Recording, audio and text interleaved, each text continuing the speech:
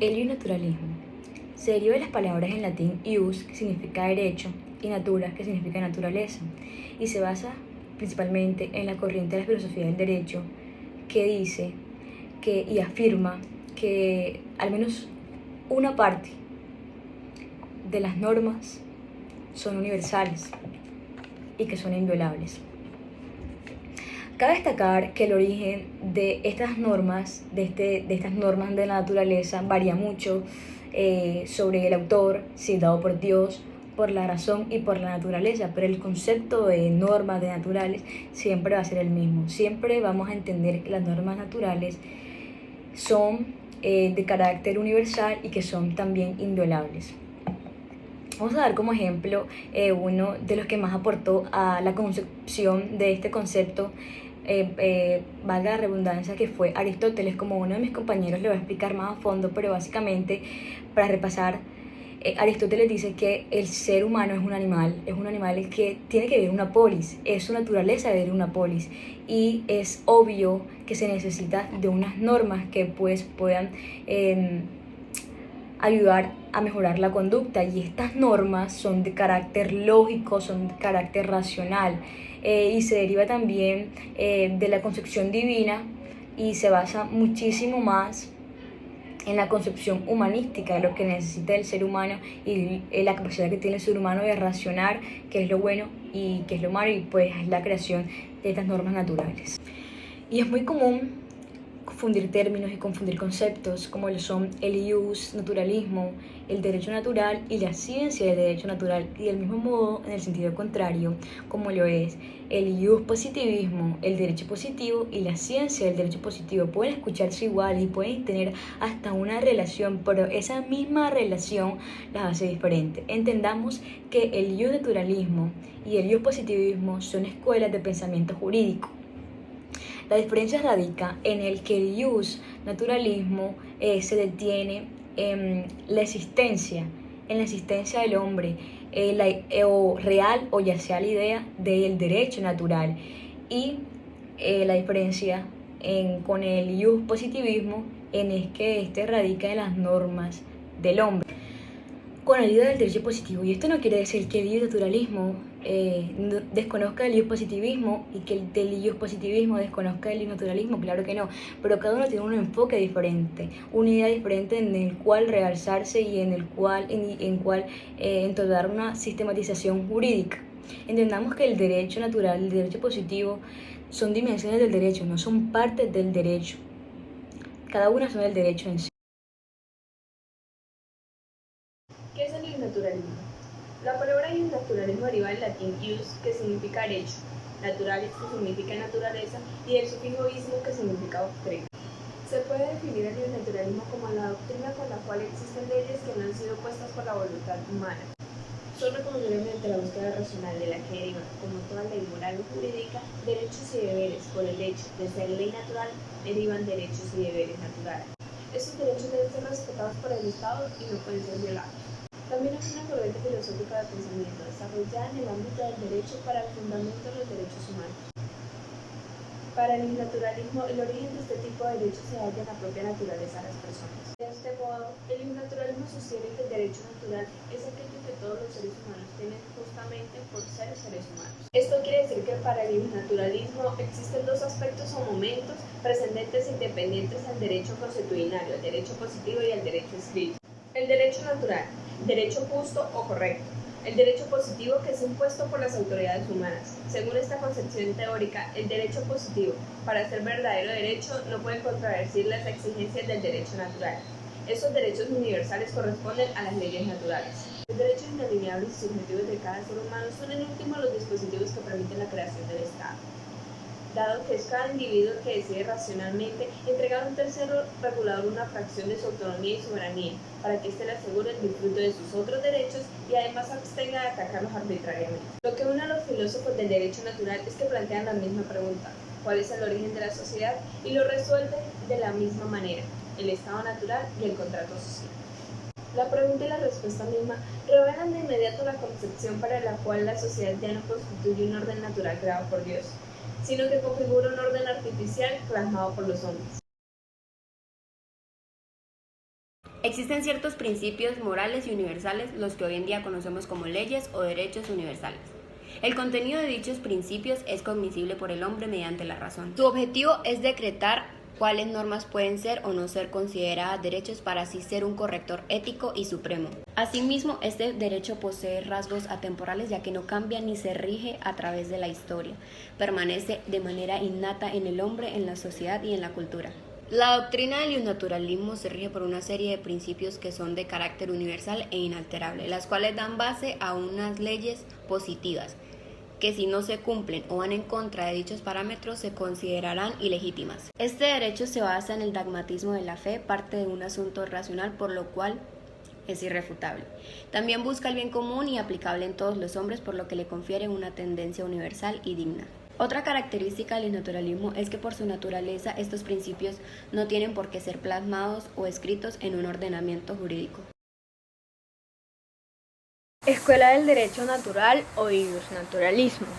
La palabra se compone de ius, que significa derecho vocablo, asociado a una raíz indoeuropea, y del adjetivo nativo naturalis, que significa esencia de un ser por nacimiento.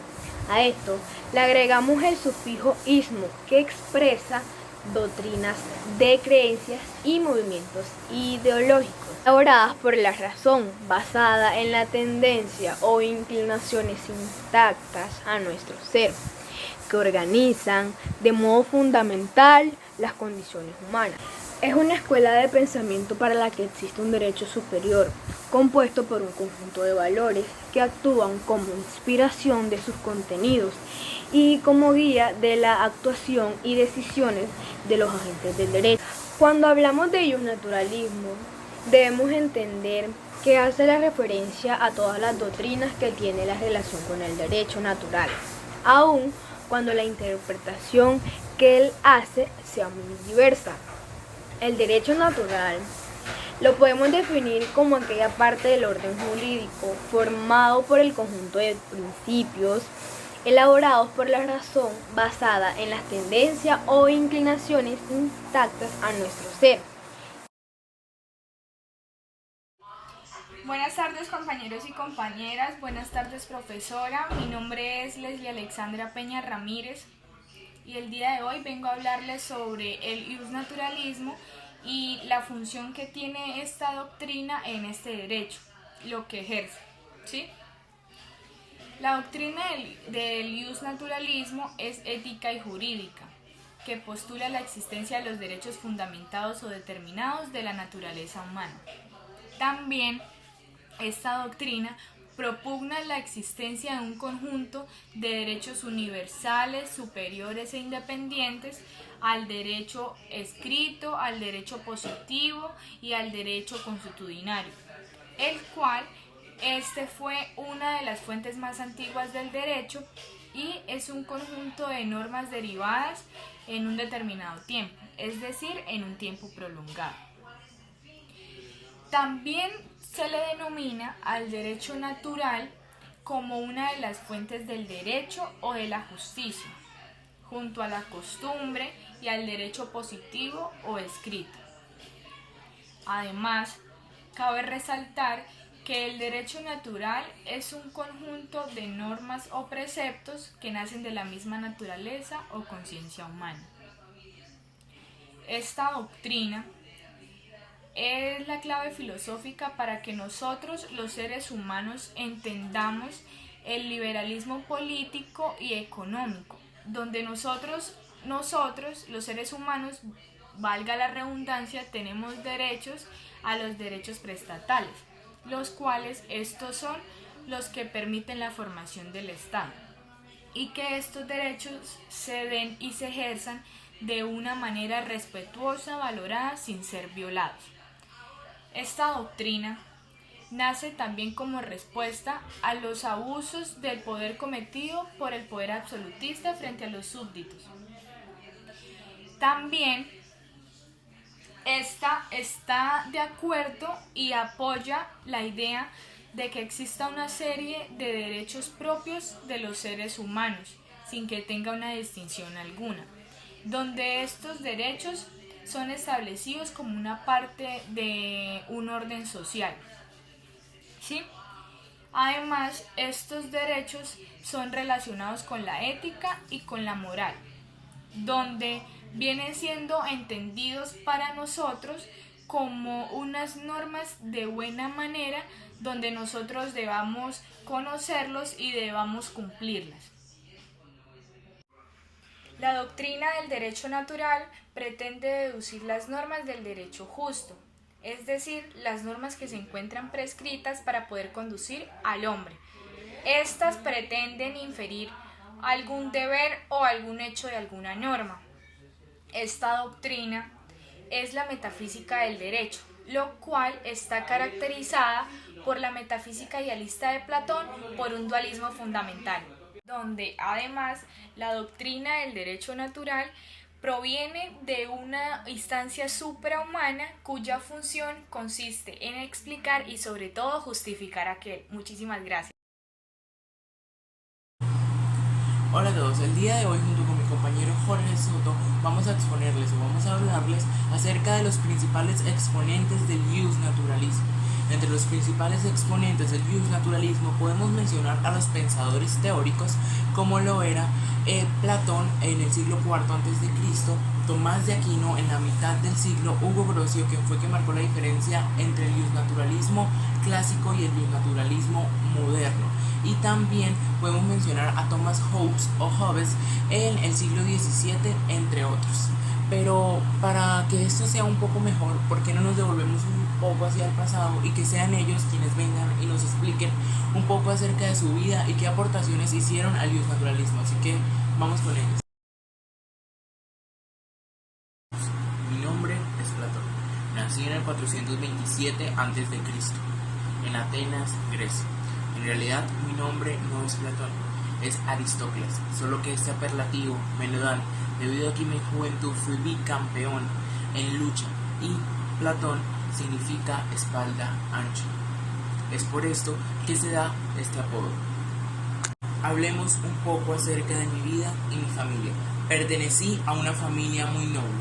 Mi padre, Aristón, se dice que descendía del rey Codro, el último rey que hubo en Atenas. Mi madre, Perictiona, se dice que descendía de Solón, un antiguo legislador griego.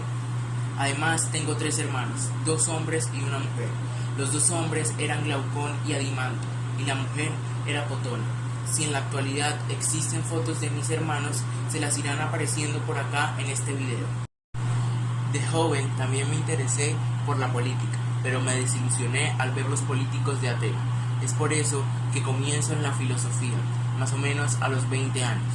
Allí se da mi primer encuentro con Sócrates, cuando él tenía 63 años, y sin saberse se iba a convertir en mi profesor desde ese día hasta el día de su muerte.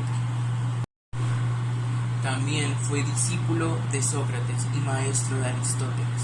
Fui considerado como la figura más importante para el desarrollo de la filosofía occidental.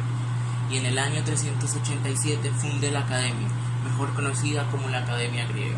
Se dice que fue una de las primeras universidades en toda Europa.